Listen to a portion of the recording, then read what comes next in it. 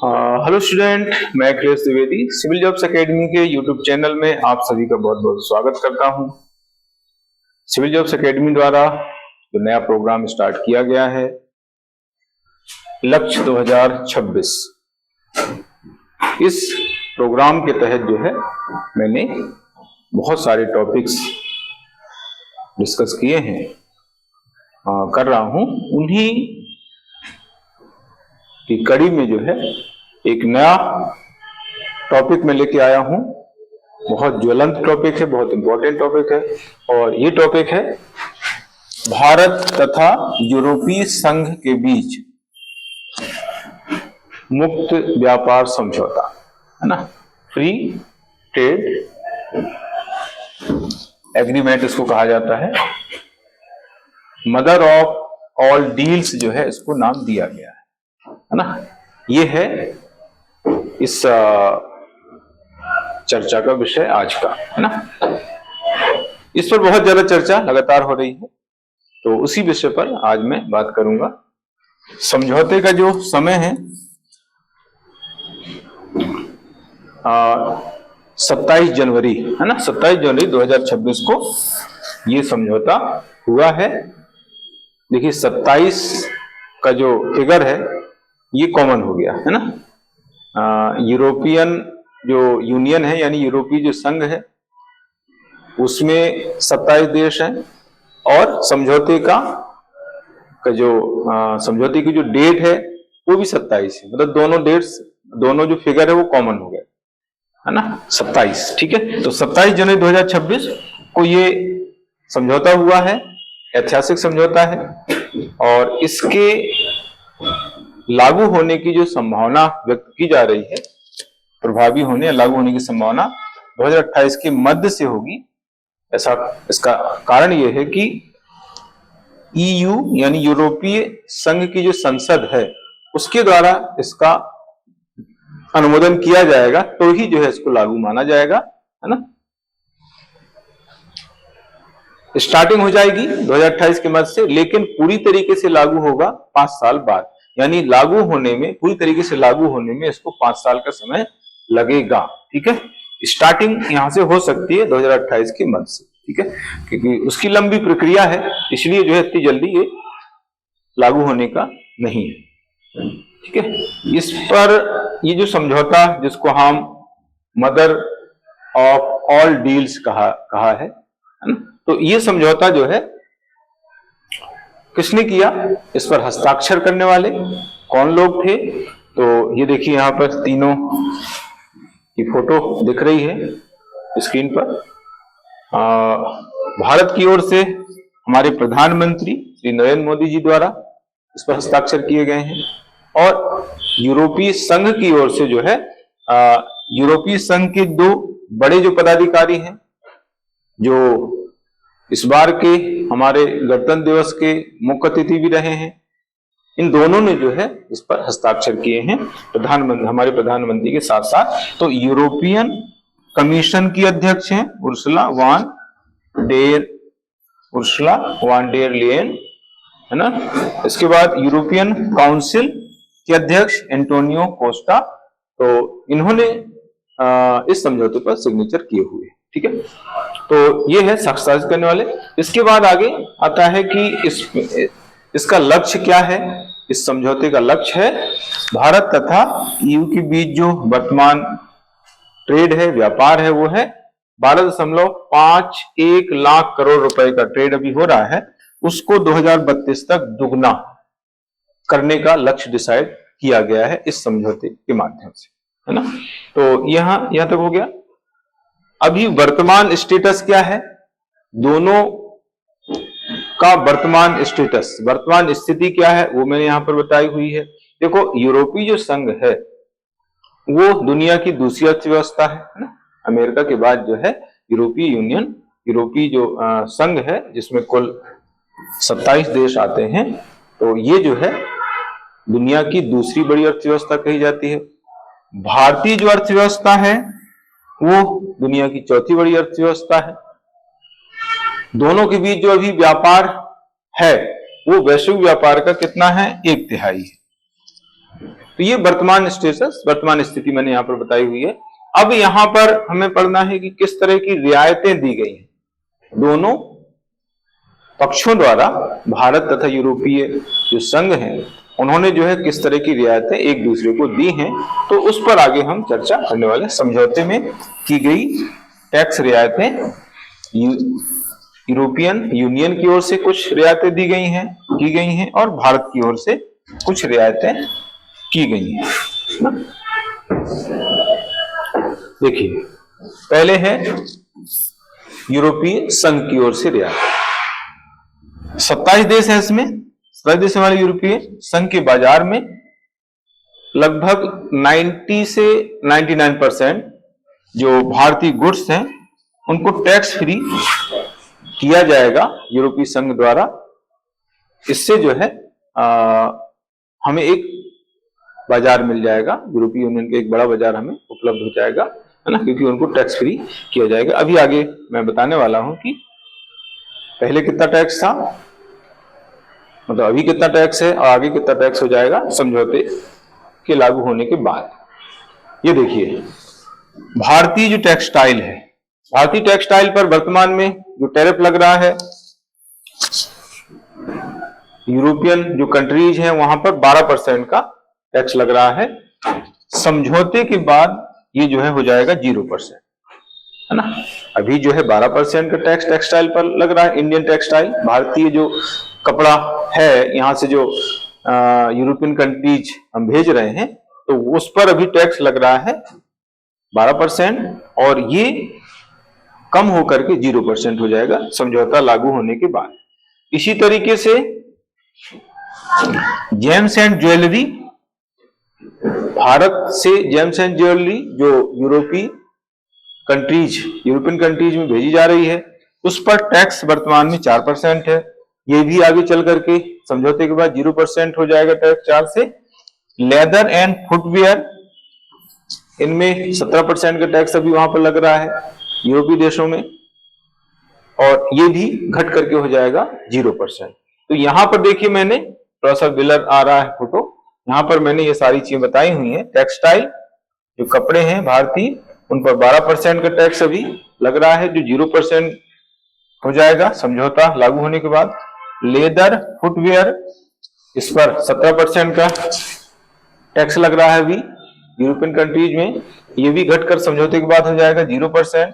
इसी तरीके से इलेक्ट्रॉनिक जो आइटम है उन पर 14% का टैक्स लग रहा है, और ये भी घट करके हो जाएगा 0%। जेम्स एंड ज्वेलरी मैंने अभी बताया है 4% का टैक्स लग रहा है, ये 0% ये भी हो जाएगा। केमिकल्स पर अभी टैक्स जो लग रहा है वो 12.8%, 12.8% केमिकल्स पर टैक्स लग रहा है, और ये भी आगे घट करके हो जाएगा 0% का। फर्नीचर जो है भारत के, उन पर 15 से 25% तक टैक्स लग रहा है। Home decor furniture, home decor यानी घर को सजाने के लिए जो वस्तुएं यूज होती हैं, होम डेकोर फर्नीचर, इस पर टैक्स अभी लग रहा है वहां पर 15 से 25% के बीच में लग रहा है, और ये घट करके हो जाएगा 10.5%, 10.5%, ये घटकर हो जाएगा। तो इस तरीके से इन भारतीय प्रमुख उत्पादों पर टैरिफ खत्म हो जाएगा और इनका निर्यात जो है आगे बढ़ेगा। ये इसमें मैंने टेबल के जरिए बताने का प्रयास किया हुआ है। तो ये स्थिति है, यूरोपीय संघ द्वारा ये रियायतें दी गई हैं, ये छूट दी गई हैं, टैक्स को कम करने का आश्वासन दिया गया है समझौते में। इसी प्रकार से इलेक्ट्रॉनिक्स में 14%, ये हम पढ़ चुके हैं, है ना, ये हो गया। अब यहां पर आता है कि भारत में टैक्स, यूरोपीय यूनियन ने जो है आश्वासन दिया है कि हम जो है भारतीय उत्पादों पर टैक्स 0 कर देंगे, टैरिफ 0 कर देंगे। तो भारत ने भी जो है यूरोपियन जो कंट्रीज हैं उनके जो उत्पाद इंडिया में आएंगे उन पर भी जो है टैरिफ खत्म करने का आश्वासन दिया हुआ है। तो भारत में टैक्स खत्म, ये यूरोपीय उत्पाद इंडिया में सस्ते हो जाएंगे, ठीक है। जैसे इलेक्ट्रिकल सामान, मशीनरी, इलेक्ट्रिकल सामान लिखा हुआ है, थोड़ा सा बिलर है, ये 44% अभी इस पर टैरिफ हमारे यहां लग रहा है, और ये जो है हो जाएगा 0%, है ना। इंडिया द्वारा इसको 0% किया जाएगा। विमान, अंतरिक्ष यान, इन पर अभी 11% टैक्स लग रहा है, और ये भी घट करके हो जाएगा 0%। इसी तरीके से मेडिकल उपकरण, मेडिकल उपकरण पर टैक्स अभी लग रहा है 27.5% हमारे यहां पर, और इसको भी घटा के 0% किया जाएगा। प्लास्टिक, इस पर टैक्स लग रहा है 16.5%, ये भी घट के 0% हो जाएगा। कीमती पत्थर 22.5% का टैक्स जो है कीमती पत्थर जो है हमारे यहाँ आता है यूरोपियन कंट्रीज से, है ना, कीमती पत्थर, धातुएं, है ना, तो उस पर टैक्स भी 0% हो जाएगा। केमिकल्स, इन पर 22% टैक्स अभी लगता है हमारे यहाँ पर, तो ये भी 0% हो जाएगा। मोटर वाहन, कारें, इस पर हमारे यहाँ पर 110% टैक्स लगता है, इसलिए बहुत महंगी है ये कार। यूरोपियन कंट्रीज से जो कारें आती हैं, मर्सिडीज है, BMW है, पोर्शे है, ऑडी है, ये जो है कारें जो यूरोपियन कंट्रीज से इंडिया में आ रही हैं, इन पर चूंकि बहुत ज्यादा टैरिफ हम लगा रहे हैं, इंडिया लगा रही है ना, वो है 110%, इसलिए ये काफी महंगी मिलती है यहाँ पर। अब जो है इन पर टैक्स कम हो जाएगा तो ये सस्ती हो जाएंगी, यानी 10 से 40% तक टैक्स में कमी की जाएगी, है ना। दवाइयां, इन पर 11% का टैक्स अभी लग रहा है, 0% हो जाएगा। वाइन है, शराब है, बियर है ना, इन पर 150% का टैक्स लगता है, और ये घट करके 40% हो जाएगा। तो इस तरीके से ये जो यूरोपियन कंट्रीज से हमारे यहाँ पर प्रोडक्ट आ रहे हैं, उत्पाद आ रहे हैं, आयात हो रहे हैं, उन पर भी जो है हमने टैक्स कम करने का आश्वासन दिया हुआ है समझौते के माध्यम से। तो वही चीज मैंने यहाँ पर अलग से भी बताई हुई है। देखिए 5 वर्षों में EU यानी यूरोपियन जो यूनियन है, वहां की जो कारें हैं ऑडी, पोर्शे पर वर्तमान में 110% टैक्स लगता है, जिसको घटा के फेस वाइज 10% चरणबद्ध तरीके से धीरे धीरे जो है उसको घटा करके 5 वर्षों में 10% करने का इसमें प्रावधान किया गया है। इसी तरीके से वाइन जो है उस पर 150% का टैक्स लगता है, वहां से जो वाइन आती है उसको घटा करके फेज वाइज 75% किया जाएगा, और शराब पर जो टैक्स है उसको घटा के 40% किया जाएगा। तो ये है भारत की ओर से जो रियायतें दी गई हैं, उनका आश्वासन दिया गया उसके बारे में, ठीक है। इसका प्रभाव क्या होगा, है ना, इसका प्रभाव जो है ये होगा कि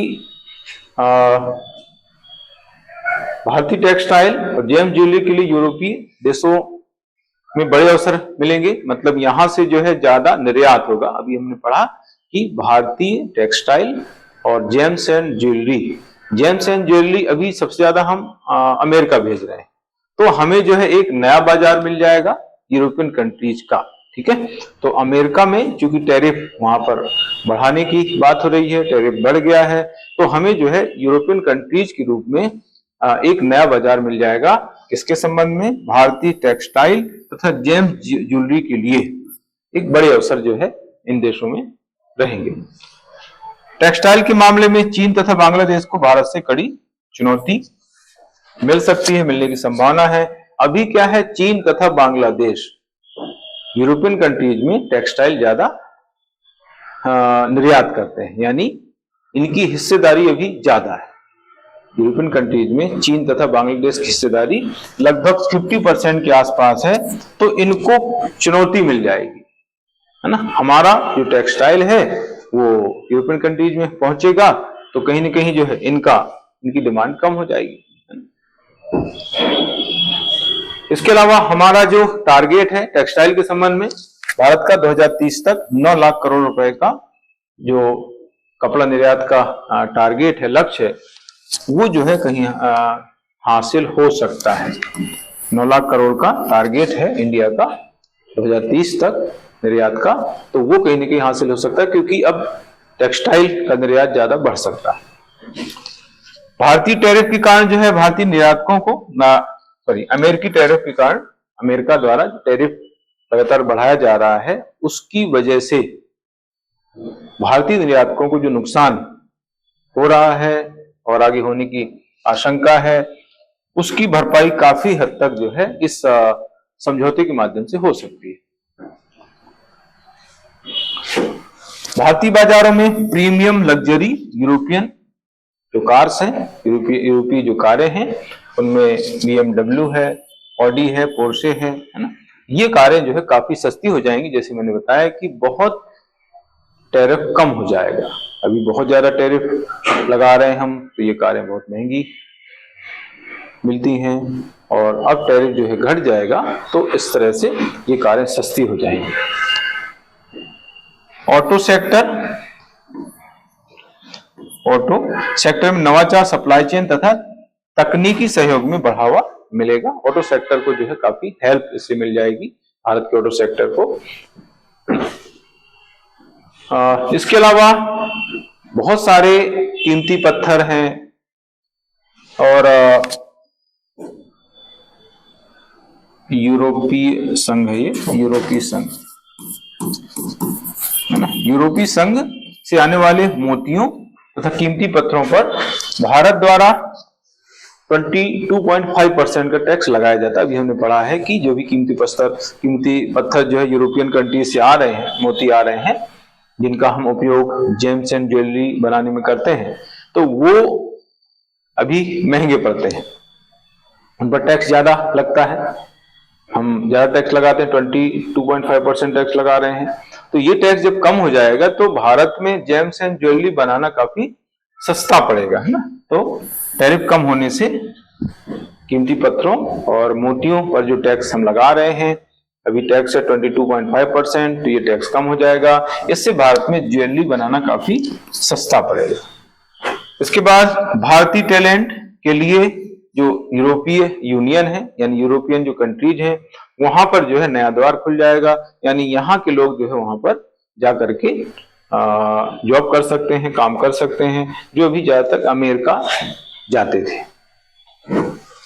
वहां की जो कंपनियां हैं, यूरोपियन कंट्रीज की जो बहुत सारी कंपनियां हैं, उनको जो है यहाँ पर आने का मौका मिल सकता है, उनको यहाँ पर आने का फायदा मिल सकता है। यूएई की कंपनियों जैसे BMW, पोर्शे, ऑडी, मर्सिडीज को भारत में बड़े मौके मिलने की संभावना है। एक अच्छा मौका उनके लिए है कि यहाँ पर आकर के जो है अपना उद्योग लगा सकते हैं और कारों का निर्माण कर सकते हैं। इसके अलावा यूरोपीय यूनियन को भारत का एक बड़ा बाजार मिलेगा, और भारत को यूरोपीय यूनियन का एक बहुत बड़ा बाजार मिलने वाला है। तो इस तरीके से ये जो समझौता हुआ है, ये काफी ऐतिहासिक है, इससे दोनों को फायदा मिलने की काफी संभावना है। और इसमें कुछ लोग इसको प्रश्न इस पर लगा रहे हैं कि ये जो समझौता हुआ है, इसका फ्यूचर क्या है, भविष्य क्या है। इसको लेकर के जो है कई लोगों ने प्रतिक्रिया व्यक्त की है, मिली जुली प्रतिक्रिया मिली है। कई लोग ये कह रहे हैं कि दोनों जो पक्ष हैं वो अमेरिकी टैरिफ के सताए हुए हैं, डोनाल्ड ट्रंप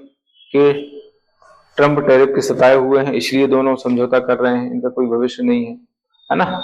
इसको लागू करने में बहुत मुश्किल आएगी, क्योंकि यूरोपियन यूनियन की जो संसद है उसको वहां पर पास कराना पड़ेगा, वहां पर अगर पास नहीं हुआ तो क्या होगा। इस तरह से बहुत सारी बातें हो रही हैं। अभी अमेरिका के एक पदाधिकारी, उन्होंने जो है ये कहा है कि भारत के लिए ये लाभकारी है ना, मतलब भारत को इससे ज्यादा फायदा होगा यूरोपीय यूनियन की बजाय। इस तरह से अलग अलग प्रतिक्रियाएं इसको लेकर के दी गई हैं। जो भी हो, हमें जो है वेट एंड वॉच की नीति अपनाना है। आगे क्या होगा अभी कुछ नहीं कह सकते। फिलहाल जो चीजें हैं वो मैंने बताई हैं, जो आपके एग्जामिनेशन के दृष्टिकोण से इंपॉर्टेंट है। इसी तरीके से और जानकारियां आपको देता रहूंगा। आप सभी का दिन शुभ हो। जय हिंद, थैंक यू।